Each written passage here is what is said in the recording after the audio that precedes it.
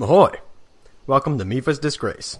In this video, I will be detailing all of the little, insignificant problems surrounding Zelda Breath of the Wild, and how they ruined my entire life. A little note before we begin. I'm going to be spoiling just about everything, so get the hell out if that's a problem. This, in fact, is the second rendition of this video, as after the first, I had a good friend review the clip, and he promptly responded by saying, and I quote, that I, sound like such a bitch. Point 1. The interfaces. The menus are a mess. To switch between the equipment tabs, you have to flick the stick, and to switch from those to the options and the mission log, you use the trigger/bumpers. Now at first it doesn't sound too bad, but when you've picked up enough mushrooms to feed a starving nation, then it becomes a problem. Allow me to explain. Like every tab, the tab for the consumables and building materials has a set number of slots. Once those slots are filled, it'll create subtabs to further encourage Link's compulsive hoarding. These subtabs are maneuvered across in the same manner as the main tabs, which finally culminates in you flicking the damn right stick like you're aiming for a high score in Tempest. Why the hell couldn't the triggers have been allocated to that instead of doing the same function as the damn bumpers? Even the old N64 figured this shit out and used the Z and triggers. On a side note, I'd also like to comment on one aspect of the button layout that initially baffled me. The run button is B and the jump button is X. If you are unfamiliar with the button layout of a Wii U gamepad, as literally no one has ever owned a Wii U, here's a picture. Why?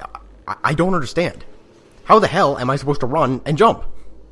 Luckily, after scouring the aforementioned odyssey of a menu, I came across an option that said something along the lines of change jump button. Ah, mana from heaven.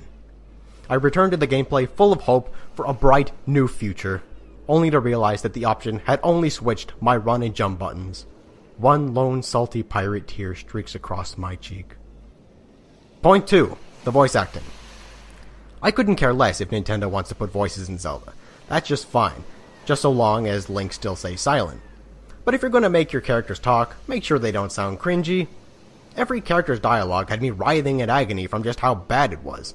It reminded me of why I try to stick to subbed animes. And naturally, there's no option to change the language in-game. If games like Sonic and the Secret Rings could have options to do so, you can't tell me that Breath of the Wild couldn't have. And after I beat the game, I learned that by changing my Wii U's main system language, I was able to actually force the game into a different language, Spanish, which was nowhere near as poor in terms of voice acting. In fact, the only character that was not improved by this change was the Birdman, the Rivali. He had by far the best voice acting in the whole game. It wasn't amazing by any means, but it was the best. Not to mention that his character is just Falco, which is already the best. Aside from Kaz, of course. And Mipha. Speaking of which, point 3. Mipha is great. She's perfect, everything about her is perfect, and evidently Link thought so too, as he clearly passed up on that spoiled bitch of a blonde princess for this radiating Crimson Maiden of the Zora. She's basically tied for best princess, right alongside Midna and Ruto. Oh, what's that? You thought I'd say Zelda? Kill yourself. Point 4. But no, seriously. The reason Zelda is not on the list is because the best incarnation of Zelda, the one from Skyward Sword, wasn't even a princess. And even if she was, she'd be next runner-up, right behind Sunbutt. Point 4. The weather. Breath of the Wild is undeniably the wettest Zelda game. One might bring up the fact that Wind Waker's environment was basically just the globe from One Piece, but what they fail to realize is that in spite of this fact, the metric tons of ocean in Wind Waker don't even amount to 1/5 the amount of water that is expelled out of the sky in one afternoon of Breath of the Wild. Now normally this wouldn't be much of an issue, with it just creating a more ominous atmosphere, but when there is a mechanic that makes climbing surfaces essentially impossible when they are wet, this can be quite an annoyance. Once again, you could argue that this wouldn't really affect gameplay all that much, except for the fact that the entire fucking game revolves around mountainous climbing. Point 4. The worthless horses. Initially, I was somewhat upset when I had learned that Epona lay behind what is essentially an amiibo paywall, but as I was soon reassured by Nintendo that it was not an issue, as the horses are not a necessity in the game. And boy, were they not kidding. As you may recall from my last point, the landscapes are very mountainous and often require much climbing. And also, as it turns out, horses were not one of the creatures blessed by eons of evolution to fucking climb. So what we're left with are countless horse stables throughout the entirety of Hyrule that exclusively serve as a reminder to never use your horse to get anywhere. Point 5. The durability. By now, I think it's well established that it's not the most favored mechanic in this rendition of Zelda. Initially, I hated it, but as with most things, I grew to tolerate this annoyance. What I cannot tolerate, however, is that even the goddamn Master Sword is not exempt from this issue. Seriously? It just gets tired and stops working. You know, you go to pull it out and it's all like, nah, not now, maybe later. Point 8. The Gerudo lore. For the most part, I'm not going to go into the whole timeline and the lore contradictions between the games, as every hardcore Zelda fan knows that there are quite a few holes that in the end don't actually take away from the games at all, so they don't really matter. But in this case, I'm going to make an exception. Regarding the Gerudo, I believe that it's generally understood that they are a somewhat solitary group that live within the desert and have a strict policy of no men allowed, aside from their king that is born every 100 years. Well, all of that is completely ignored in this one. Or should I say that some of it is taken too far?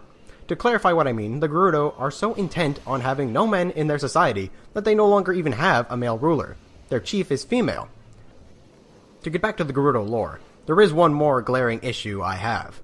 In this game, the Gerudo are almost a nomadic type of tribe, where the women eventually leave to find spouses. You may think that this is fine and helps explain their furthering race without a male king. But what it fails to explain is how the main city doesn't disappear after one generation. Even after they are wed and have children, it's not as if they're allowed back into the city with their new husbands. In other words, in the span of 100 years since they either rejected their male-born or first decided to spread their people across Hyrule to create more families, the original city of the Gerudo would die out as their last remaining unwed inhabitants slowly aged and returned to the dust from whence they came. Point 6. The dungeons. While I don't have anything necessarily against the multitude of shrines and their layouts, it may be, in fact, because of the unfortunates that the vast majority of them are fairly similar and forgettable. The worst offender by far is the one where you have to balance the ball with the gyro and you weave it and hop it and, you move it across the labyrinth thing. For fuck's sake, you all know the one. It's that super shitty one that feels like you're playing a third-rate version of Mercury Meltdown Revolution, which is, by the way, a game that I would give a 10 out of 10 to. It's basically the best game ever made, right after, Tetrasphere and Sonic and the Secret Rings. Anyway, moving on to the dungeons within the Divine Beasts. Aside from the fact that you are able to change the position and layout of the areas with the Jaegers, which I would like to add is pretty fucking awesome, the dungeons are fairly small and incredibly easy. Not to mention the lackluster bosses that are attributed to these places. Overall, I feel that because of the dedication to the openness of the world and the resulting loss of areas explicitly created with specific items in mind, the dungeons and their respective bosses suffered greatly and are just not nearly as entertaining. They're boring. Point 7. The Bestiary. The variety of enemies in this game is kind of severely lacking considering the huge landscapes that it boasts. All the enemies off the top of my head right now are Macablins/Moblins, Keys, Chew Jellies, Talos, Guardians, Lizalfos, Hinoxes, Lionels, and Wizrobes. And 3 of those I just listed are actually bosses.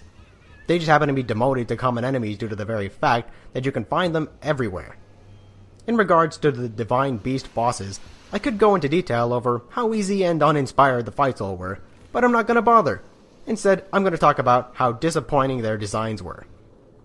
Now, I get that they were all supposed to be parts of Ganon, and as such, all shared similar appearances. And that's fine. It's a cool idea. But if you're going to do that, at least make sure each one looks unique enough that they can all be remembered individually. In my mind, right now, when I try to remember them, they all look the same. And that design on its own isn't even all that special. It honestly looks like a shittier version of the Twilight Realm beast covered in Ganon's red chew jelly. Point 11. The fishing pond. Now I understand that this is kind of a ridiculous nitpick, but hear me out. You'd think in a Zelda game that promotes itself heavily on the fact that much of its gameplay stems from scavenging and hunting, that Nintendo would have been more than eager to re-include this classic minigame. Yet it is nowhere to be found.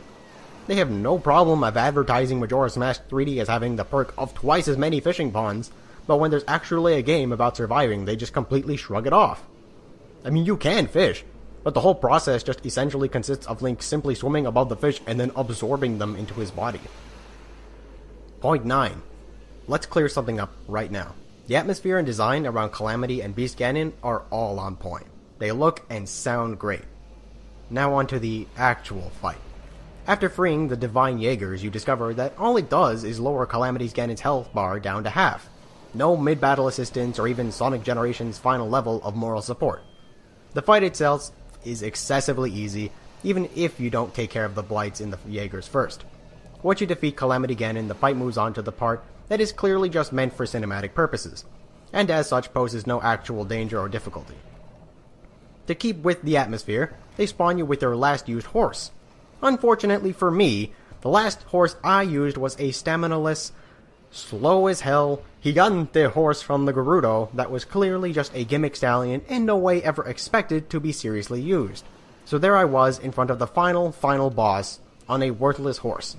Fantastic. Luckily, as mentioned earlier, the horses are worthless anyway, and I was faster and more accurate on foot while fighting the boss. I want to quickly reiterate that I think the design of Beast Ganon is phenomenal, and in no way by what I am about to say next does it invalidate its awesomeness. While fighting him, I noticed something excessively important missing from the fight, aside from, actual gameplay, and that was his trademark scar across the chest. The one Ganondorf received after being impaled by the spirit in Twilight Princess? And before anyone says, "Oh, but that's a different game or in a different point in the timeline." In one of the memories, they basically name-drop Skyward Sword, Ocarina of Time, and Twilight Princess, removing any hint of doubt at which point in time this would take place. And as for arguments saying that the scar wouldn't be there as he clearly changed forms since then, I would like to mention that the whole point of the scar is that it's fucking magic, and as such transcended all of his forms thereafter, including Ganon's. Even if all these years later his form was a completely different iteration of Ganon, the scar should have still clearly been visible. The ending. After you finally defeat Ganon, Zelda actually manages to step up to the plate and, raising her palm in the air, seals his calamitous ass away in a scene that actually manages to be pretty hype. This is soon followed by an elegant, soothing light enveloping the screen with an overwhelming sense of accomplishment. That's right. They had to ruin the moment. As if being there and seeing it for yourself was not enough, they had to remind you by throwing a gigantic achievement across the screen. Was there seriously no subtler way of handling that? Like, I don't know, maybe waiting until after the credits or something? This isn't a chapter-based game like Paper Mario where that kind of thing is expected and manages to keep the immersion intact. It's just poorly timed and poorly executed. Point 10. The true ending. It's an ending, alright. The ending of what little expectations I had left. You'd think after finding all those memories, which I might add was no simple task, you would receive one hell of an alternate ending. And you'd be right. There is an additional scene that plays out after the credits, while after complaining about some inane thing, Zelda turns around to you, her hair flowing in the wind much like the field of silent princess flowers that stand beneath you both, and finally exclaims something of absolutely no consequence. I'm not even kidding. All that she says is that she's finally content with the fact that she's a failure at magic. End scene. Dare I say that Breath of the Wild may have done something that no one thought possible and created an ending even more forgettable than that of Avatar. Point 14. That's right. What, you thought I was done? Done without calling out the most heinous crime of all? A flaw so fundamentally unforgivable that I could have spent an entire part 3 on? The very fact that the true ending when you are in the field of flowers, the princess that stood before you, wasn't Mipha? And that... What are you doing? Come back here. Bring back my mic. What do you got? See you at the next port.